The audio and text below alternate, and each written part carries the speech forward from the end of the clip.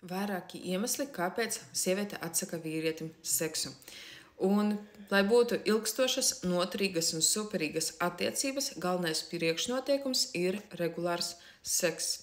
Un, ja sieviete nenorāda nekādus iedzīgus argumentus, kāpēc viņa konkrēti atsaka seksu, tad vīrieti tās dzen izmisumā. Jā, dažas sievietes nevēlas seksu un viss, bet šeit mēs mazliet izskatīsim vairākus iemeslus, kāpēc tas tā varētu notikt. Pats pirmais – sieviete ir uzvilkta. Tas nozīmē to, ka sieviete ir ļoti dziļš aizvainojums uz vīrieti, un tādā veidā aizliedzot seksu, viņa soda savu vaininieku. Un sieviete savas negācijas nekad nepārnes uz gultu. Otrais – sieviete pašapliecinās.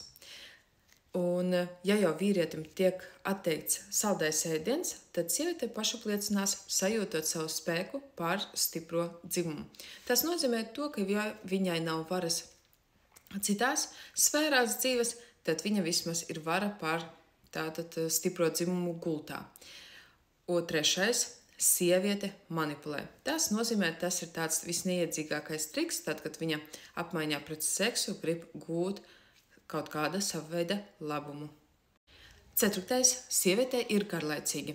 Sievietēm, kurām viss ir apnicis seksuālajā dzīvē, un viņas ar vīrieti nerunā par šo problēmu, nerisina šo problēmu ar savu partneri, viņas var vispār paņemt, klusēt un noteikt vispār riktīgāko seksa boikotu.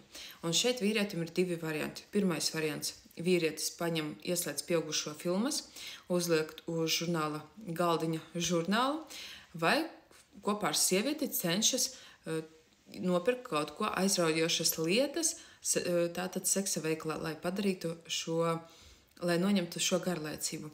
Bet vispār gudrs vīrietis vispār neko neslēgs, neko neliks uz galda, vienkārši paņems, nopirks savai sievietei pērļu virteni vai gredzenu, un momentāli skumes un garlaicība izzudīs.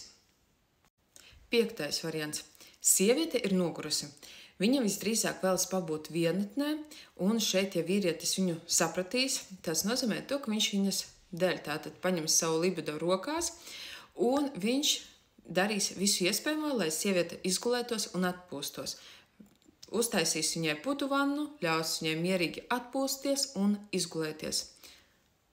Sieviete skrāpj, un tam arī vieta ir būt. Ja sieviete ir parādījies mīļākais, ar kuru viņai patiešām ir labi, tad viņai pilnībā negribēsies seksu ar iepriekšējo partneri. Un ja vīrietim būs tātad aizdomas, ka sieviete ir kaut kas cits parādījies, tad vienkārši viņš neļaus tām aizdomām augt augumā, viņš vienkārši paņems partneri, izrunāsies, un ja tas tā būs, tad viņš tātad meklēs risinājumu. Un kāpēc vispār sievietes tātad izvairās no seksa, bēguļo no seksa tikai tam dēļ, ka vīrieši to atļauj? Tādēļ šo problēmu obligāti vajag risināt ar savu partneri, nekā skatīties uz sakrustotām sievietes kājām kā klintīm.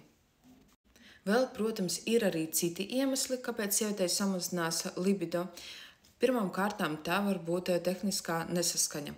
Otrais – tā ir psiholoģiskais nenobriedums. Trešais – sievietes dzīves ciklis. Ceturtais – pārslodze un stress. Un piektais – saslimšana un ar to tādas saistītās sekas. Bet vispār to, ko es minēju, šie iemesli ir vispārīgi. Un ja tev liekas, ka vispār tava tēma ir tāda konkrētā situācija, ir tava individuālā, kuru nespēja tikt galā ar to visu, tad ir iespējams paskatīties uz tavu esošo situāciju pavisam no citas skata punkta. Tāpēc, ka daudzām reizēm nav pietiekami ar to, ka mēs izrunājamies ar partneri, nav pietiekami tas, ka viņi uzklausa un galu galā realitāte tava nemainās. Tāpēc obligāti vajag paskatīties uz savu situāciju no citas skatu punkta puses. Un es tieši piedāvāju paskatīties no domu spēka puses. Tas nozīmē, ja šobrīd mēs runājam par vīrieti un sievieti, vīrietim vajag saprast, pirmām kārtām, kādas domas viņš domā pats par sevi. Otrkārt, kādas ir domas un pārliecības par attiecībām un seksu kopumā. Konkrēti, katram tas būs individuāli un katram tas būs savs. Trešais – domas par konkrēto sievieti, jo Vīrietis ir cēlonis un sieviete ir sekas. Attiecīgi.